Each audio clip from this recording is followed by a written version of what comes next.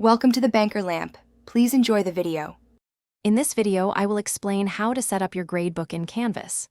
First, access your course and click Grades in the left-hand navigation. Then, locate the gear icon in the top right corner and click it to open the gradebook settings. Here, you'll find crucial options like the grade posting policy.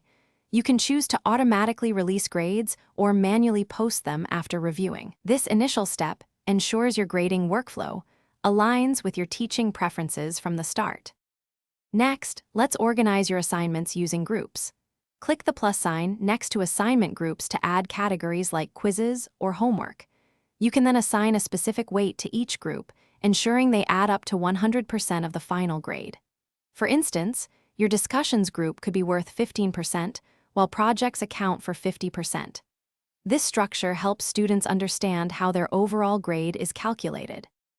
Now, let's customize your grading scheme. In your course settings, under Course Details, you can enable a custom grading scheme. This allows you to define the exact percentage ranges for each letter grade, such as 90 to 100% for an A. You can also set policies like dropping the lowest score from a specific assignment group, for example, dropping one quiz score. These adjustments provide flexibility in how student performance is evaluated. Finally, it's time to review and publish your gradebook. Take a moment to double-check all your settings, including assignment groups, their weights, and your chosen grade posting policy. Ensure everything aligns with your syllabus and expectations. Once you're confident, publish your course to make the gradebook visible and functional for your students. This comprehensive setup will provide a clear and organized grading experience for everyone.